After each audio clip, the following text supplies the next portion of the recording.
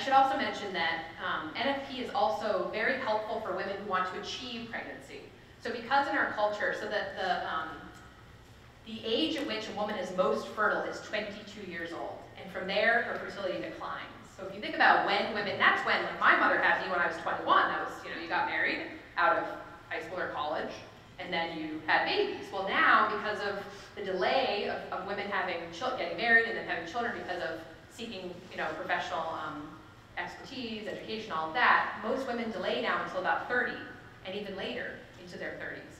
So the rate of, I think that it is at 35, the rate of getting pregnant is something like 20%, you have a 20% chance. And then as you go up, and it might even be lower than that, maybe at 30 it's 20%, and at 35 it's 5%. Anyway, somewhere around there, I can look if you need. It's in the book. But anyway, so as our fertility declines, it's much more difficult to get pregnant. So, and there's sort of this rampant problem with infertility that's really driving a lot of women crazy because they want their babies now. They've decided, I want my baby now, and now I can't get pregnant. So that's, of course, spawned this whole in vitro fertilization industry. Well, the Catholic Church, in her wisdom, opened this up to scientists and doctors who studied a way to use NFP to achieve pregnancy. And so you can look at those same signs and look at how when it would make sense to time sexual intercourse in order to have a child. And you can also see what kinds of medical problems, because of your signs, what they're like, what kinds of medical problems you might have that would be blocking your ability to have a child. So all this can be detected just through simple charting each month. And you can find out a lot about PMS. I mean, they can solve all these types of problems that people always say, we're going to solve this with a pill, here it is. You can solve with something called naprotechnology. In a monogamous relationship, all right, it's the male job to protect the female. And part of that protection is respecting the female cycle. That's part of the job.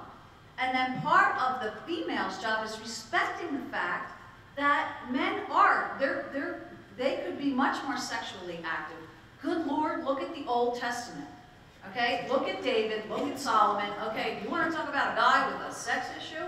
Okay, okay, like, well, actually it was Solomon, David, and then it's the third, right? No? Yeah, Solomon, right?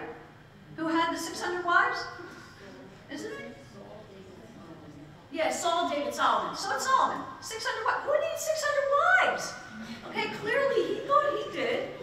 Okay? So, but that's also because, all right, this was also for the regeneration of the species. So that is also a very real thing. As Erika said, there are time limits on what you can do, right?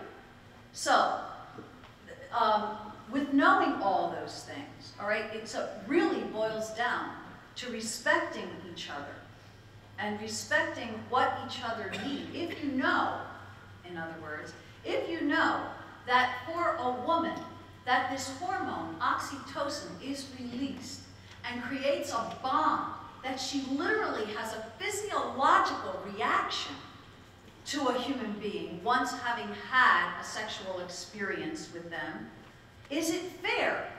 Is it fair to jump in the sack with her just because you want to have a good time?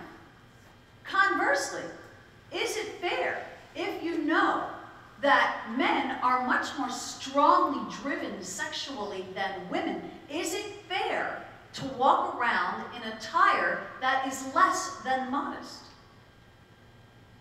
Okay, I'm going to answer for you, no, it's not fair.